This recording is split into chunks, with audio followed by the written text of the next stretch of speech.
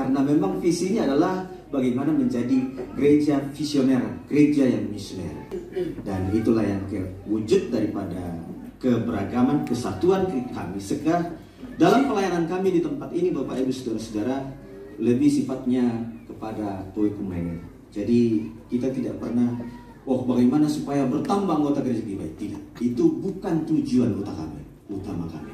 Tetapi tujuan utama kami adalah bagaimana Kristus yang lahir di Bethlehem akan dikenal sehingga semakin banyak orang yang masuk surga. Amin. Itu sebabnya Bapak Ibu yang boleh dapat datang dari berbagai tempat hari ini, dukung kami di dalam doa supaya kami tetap kuat berada di tempat ini. Baik Bapak Ibu Saudara-saudara, kita baca firman Tuhan satu ayat. Sebetulnya kita akan baca dari ayat yang ke-8 sampai ayat yang ke-20. Bagaimana kondisi sebenarnya yang terjadi di Bethlehem hari ini. Tetapi saudara-saudara yang kasih dalam Tuhan, kalau kita melihat di dalam Alkitab,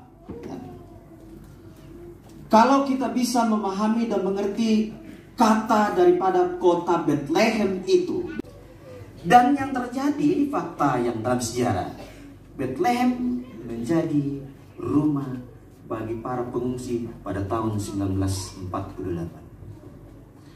Kalau kita melihat, memahami kedua fakta ini, dan mungkin masih ada fakta-fakta lain yang belum bisa disebutkan karena waktu kita yang kurang panjang, bisa disimpulkan Bapak Ibu Saudara-saudara bahwa sebetulnya Bethlehem itu, kota Bethlehem itu sudah tidak layak, sudah tidak pantas disebut rumah roti yang membawa kehidupan. Kristus seringkali berbicara, mengaku, menyebut dirinya, akulah roti hidup. Waktu saya memahami ini Bapak Ibu Saudara, wah luar biasa ini firman Tuhan ya. Rumah roti, Yesus adalah roti hidup. Ada apa sih gembala-gembala yang tadi? Menurut saya Bapak Ibu Saudara-saudara, gembala-gembala itu adalah gembala yang matang secara rohani. Katakan sebelahmu, dia matang bro secara rohani.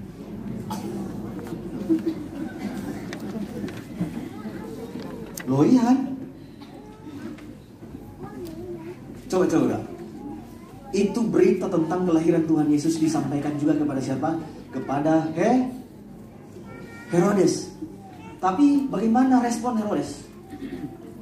Oh, dia bilang, nanti kalau kamu kembali ya, sampaikan juga supaya saya datang menyembah dia. Yang terjadi apa? Dibunuh.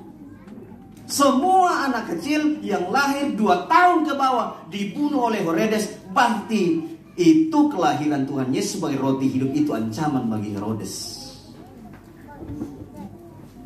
Dia tidak bisa olah dengan hati, ya, pikiran yang matang secara rohani, sehingga Yesus itu adalah ancaman buat dia dan merancang sebuah sesuatu yang akan menghancurkan Yesus. Gak matang. Saudara-saudara yang kasih dalam Tuhan, untuk bisa matang secara rohani, orang yang matang secara rohani itu mampu melihat sesuatu yang baru daripada Tuhan.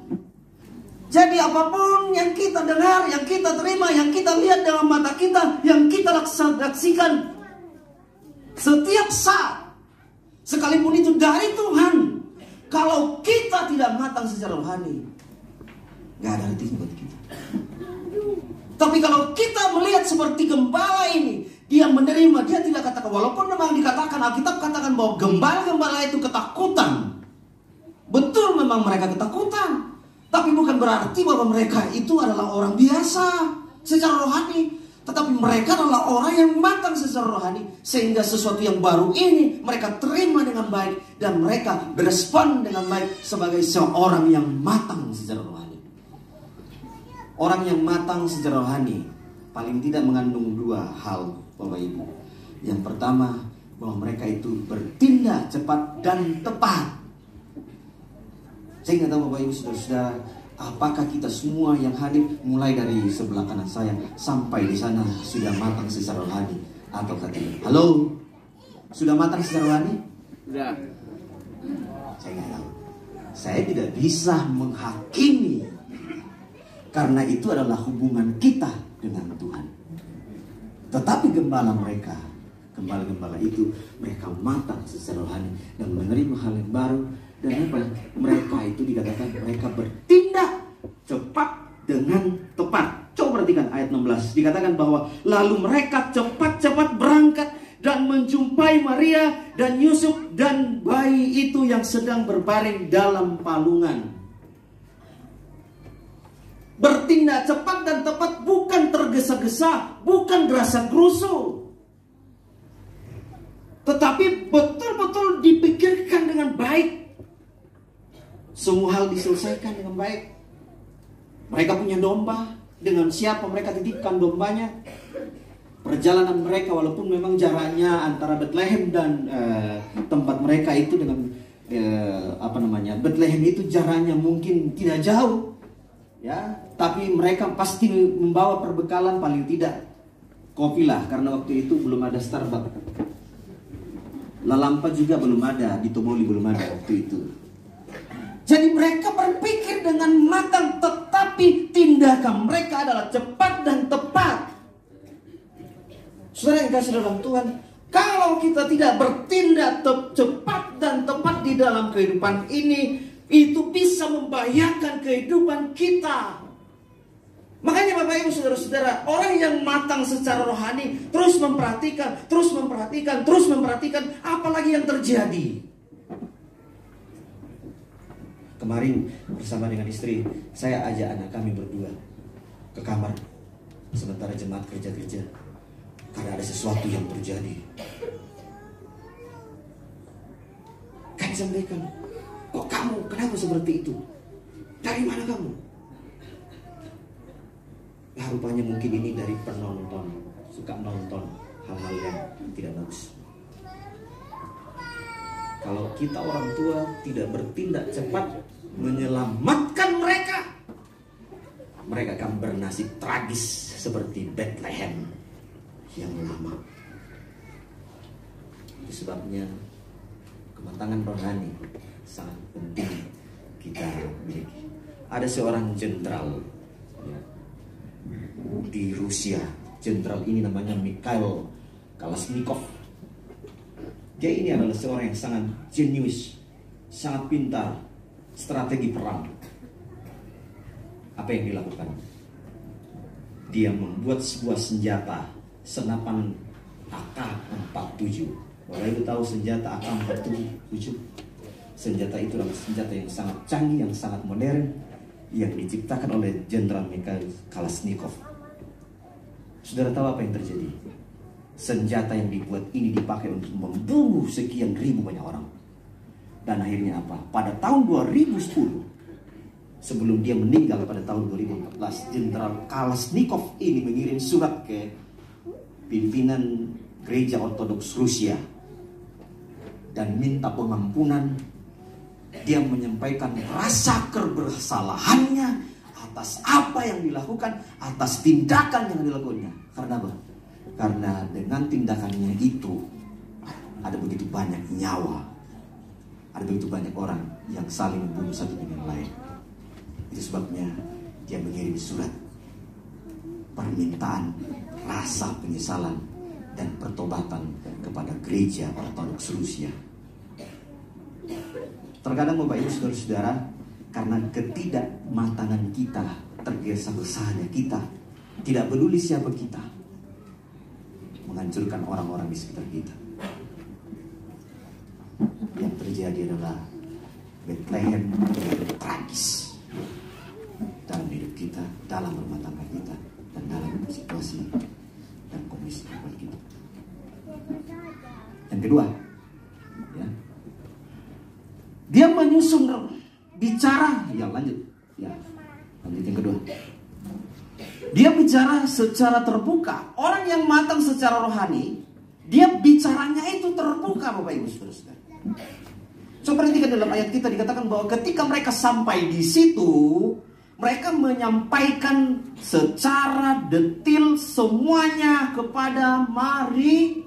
Ya, ini kan penglihatan yang diterima oleh para gembala itu. Jadi sebetulnya Bapak Ibu Saudara-saudara, Orang yang matang itu adalah terbuka terhadap pemberitaan firman Tuhan. Tidak ada yang disembunyikan satu kata pun. Tidak ada yang disepelekan satu peristiwa pun. Semuanya jelas disampaikan oleh gembala.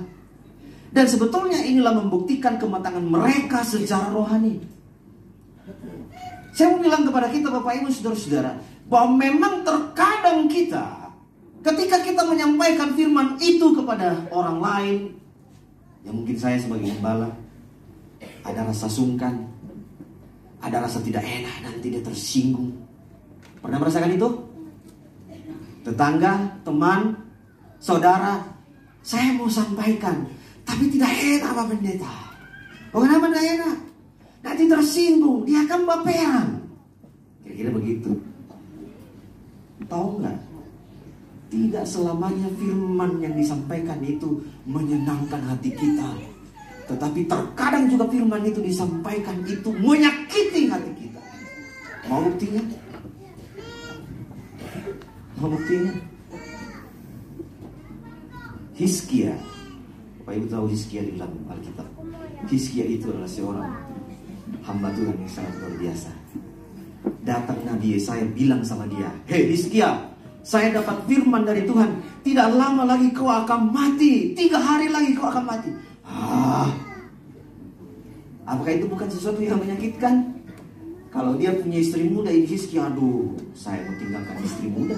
3 hari lagi, siapa yang jaga mereka? Siapa yang pelihara mereka? Kalau dia punya anak-anak kecil, siapa yang akan meneruskan keturunannya? Itu menyakitkan bagi Hizkia. Ya toh? Tapi apa yang terjadi Bapak Ibu Saudara-saudara yang kasih dalam Tuhan? Hizkia berdoa kepada Tuhan, "Tuhan, berikanlah aku pengampunan, berikanlah aku kesembuhan." Dan masih di situ saja datanglah firman Tuhan datanglah firman Tuhan kepada Hizkia melalui Nabi Yesaya. Dia kata apa? "Tuhan sudah mendengar doamu. 15 tahun lagi kamu akan hidup.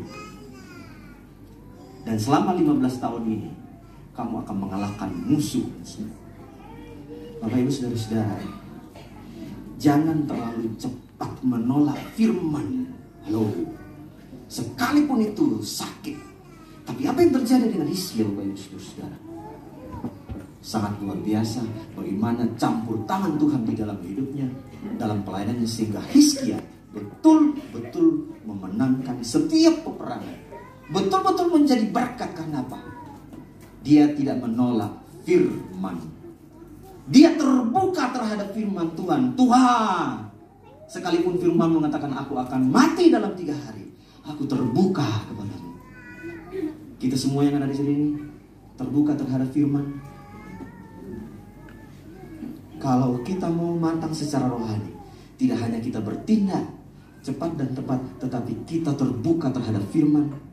Kita terbuka, tidak ada yang kita sembunyikan sekalipun itu menyakitkan. Lanjut. Nah, agenda gembala-gembala ini adalah untuk menyaksikan. Jadi bukan lagi untuk meneguhkan iman mereka sebagai mereka adalah matang, tetapi hanya menyaksikan bayi atau Yesus yang lahir itu sebagai roti hidup. Lanjut. Ya.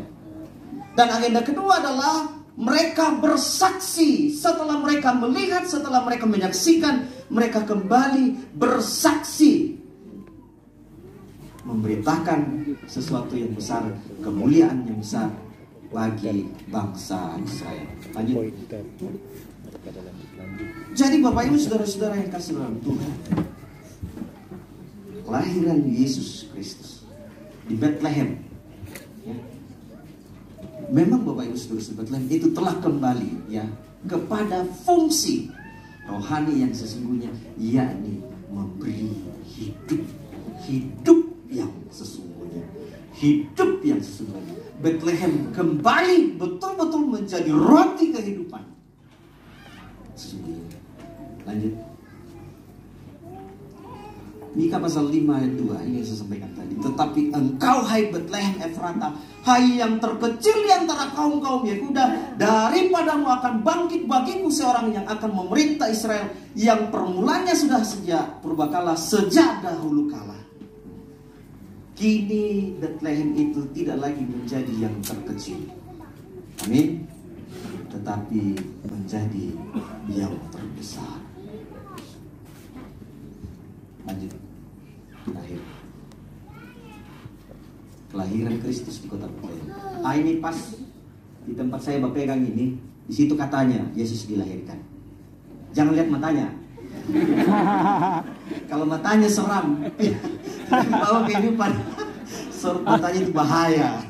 Tapi lihat tempatnya, di situ katanya Tuhan Yesus itu dilahirkan. Dan saya mau bilang bahwa kelahiran Kristus di kota Betlehem itu membawa harapan, amin.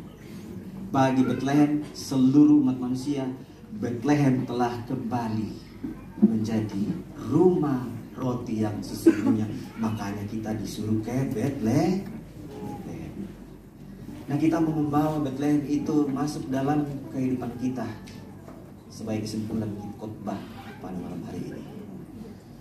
Kira-kira seperti apakah dalam kehidupan kita hari ini? Apakah Betlehem yang ada dalam hati kita, di rumah kita, di tempat kita bekerja adalah Betlehem yang membawa sesuatu yang tragis, membawa kematian di mana tidak ada harapan? Ataukah Betlehem yang ada di rumah kita hari ini, yang kita miliki hari ini, itu adalah Betlehem sekalipun itu kecil, tetapi mempunyai makna yang sangat luar biasa, punya sesuatu yang sangat luar biasa untuk menghidupkan tidak hanya keluarga kita yang paling kecil, tetapi yang lain, orang lain, wilayah lain, suku lain, negara lain. Seperti Yesus. Itulah gunanya PGI mengajak kita kembali ke Betlehem. Pergi sekarang ke Betlehem. Lanjut. Sudah tidak. Jadikanlah, karena itu Bapak Ibu Saudara-saudara, jadikanlah rumah kita sebagai Betlehem yang kecil. Jadikanlah persekutuan kita sebagai Betlehem. Ada miniatur Betlehem yang betul-betul punya dampak. Dan yang terakhir adalah bahwa jadikanlah, marilah kita menjadi Betlehem yang menghidupkan setiap hari dimanapun kita berada. Kita ketemu dengan orang, "Ada roti?" "Oh ada." "Mana lagi jalan?" "Ada roti?" "Oh ada." Jangan kita ketemu dengan orang, "Ada roti?" "Aku tidak punya roti, aku juga lapar."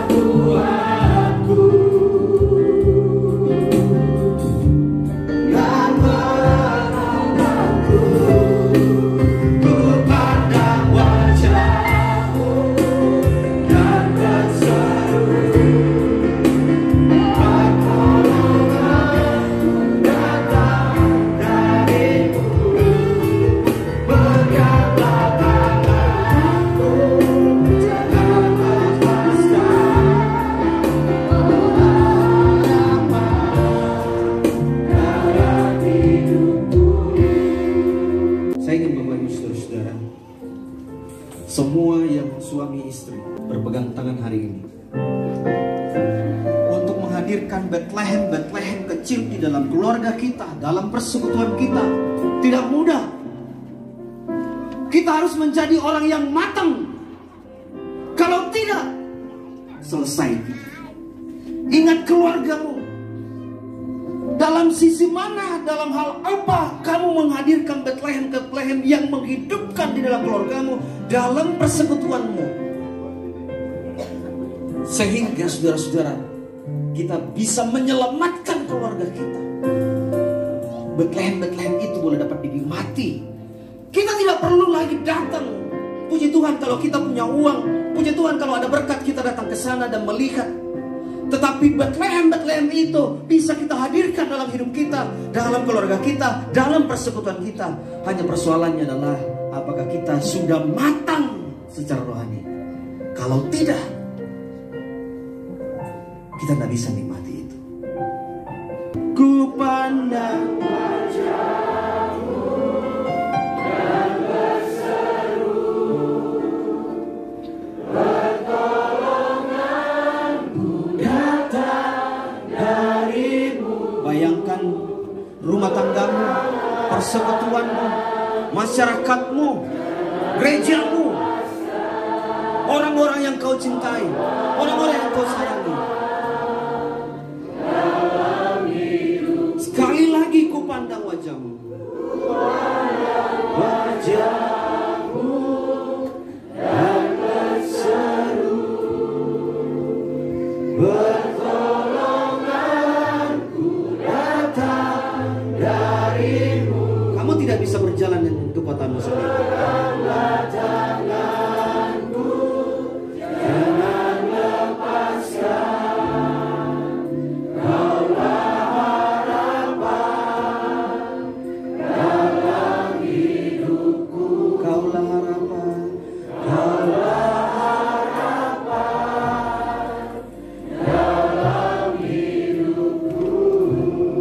Kami bersyukur hari ini ya Tuhan, kami boleh dapat menerima kebenaran firman. Kami tidak seperti gembala ya Tuhan, ampuni kami. Tetapi hari ini ya Tuhan, kami mendengar berita kebenaran firman-Mu ya Tuhan. Gembala adalah pribadi-pribadi yang matang secara rohani, sehingga mereka punya peranan penting untuk menyaksikan bahwa Bethlehem kembali kepada fitrahnya, kembali menjadi rumah roti, menjadi sumber kehidupan, membawa kehidupan. Kami pun ya Tuhan bertanggung jawab hari ini, malam hari ini. Kami akan kembali ke tempat kami. Biarlah di dalam hidup kami Tuhan, kami boleh menghadirkan Bethlehem kecil, sekalipun kecil, tapi punya dampak yang sangat luar biasa, memberi kehidupan yang sangat luar biasa bagi hidup kami, rumah tangga kami, pekerjaan kami, lingkungan kami, dimanapun kami berada. Berkati firman-Mu kepada kami semua. Di dalam nama Tuhan Yesus kami berdoa. Amin.